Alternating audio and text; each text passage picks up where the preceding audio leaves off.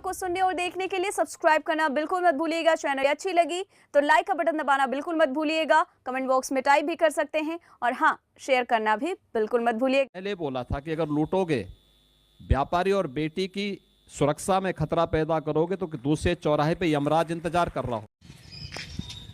पहले आप अपना परिचय बताइए। सर, मेरा नाम प्रिया है। मेरा घर गिरैया बाजार है, जो कि जल्लापुर के अंतर्गत आता है, और मेरा थाना जहांगीरगंज है। क्या समस्याएं हैं आपको? सर, समस्या यही है कि मैं 9:30 बजे अपने दरवाजे पे बैठी थी और उसके बाद इन्होंने अपने जीजा को फ़ोन कर दिया। और किन्होंने अपने जीजा को फ़ोन कर दिया? मेरी भाभी ने।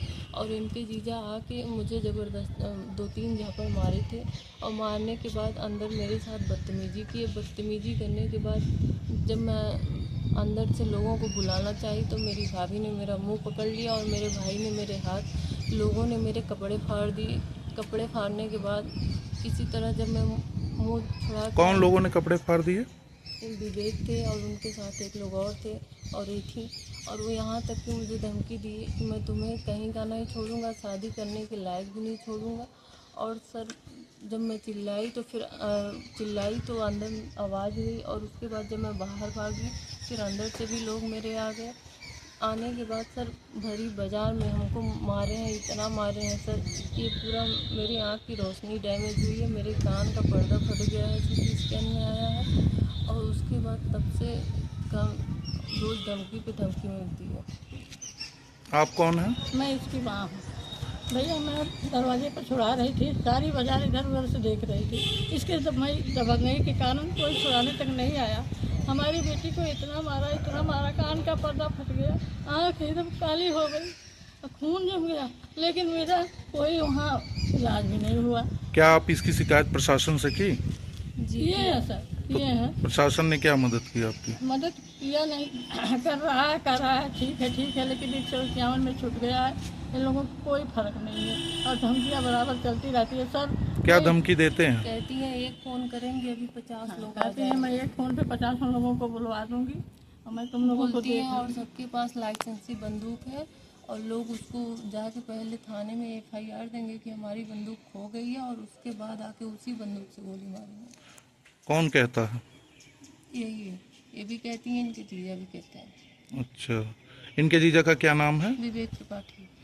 वो आपकी भाभी ने भी आपके ऊपर ब्लेम लगाया है, आपके ऊपर, आपकी माँ के ऊपर, कि आप लोग दहेज के लिए उन्हें प्रताड़ित करते हैं। सर, ये सब झूठ है, और उनका ये सब झूठ है सर, क्योंकि मैं इसकी पूरा इज्जत से विदाई की हूँ। पूरा यहीं से लेके कपार तक इसको गहना दी हूँ, सब गहना अपना ले गई है। सीकर जो है दहेज वाला जीजा के पास है, और सारे गहना जीजा के पास है। और वहीं से शिकायत शुरू हुई। नेवडा में नौकरी कर रहा था मेरा बेटा रजिस्टर हुआ।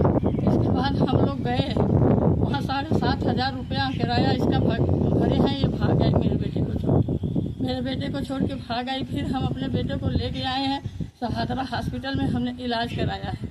1 महीना के बाद जब मेरा बेटा ठीक होता है फिर भगा ससुराल। फिर वहीं से मेरे घर में पुलिस आने लगी, मेरे घर में पुलिस भेजने लगी कि कहने को बेदखल है। मैं अपने बेटे को पहले भी बेदखल किया था। आपकी बहू ब्लेम ये भी लगाती हैं कि आप उनके सारे कपड़े ताला तोड़ के, सारे कपड़े और सारे जेवर आप निकाल लिए। 5 तारीख को ये लोग हमारे घर में ताला तोड़ के घुसते हैं।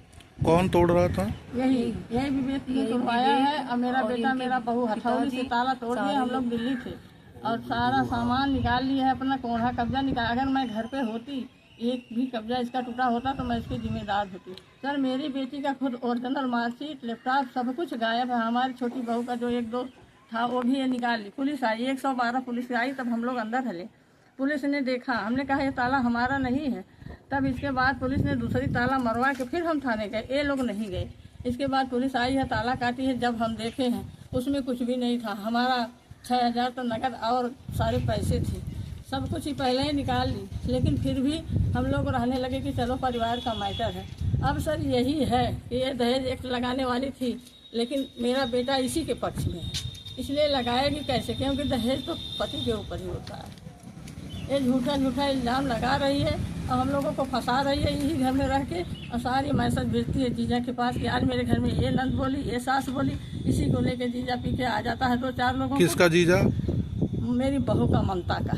अच्छा, ममता, त्रिपाठी। और उसका नाम विवेक त्रिपाठी है। हम लोग जहाँ जहाँ हम बाहर के जाते हैं इलाज करने, वहाँ इसको 4 चक्का से लेके चला जाता है, पहले ही पहुँच जाता है।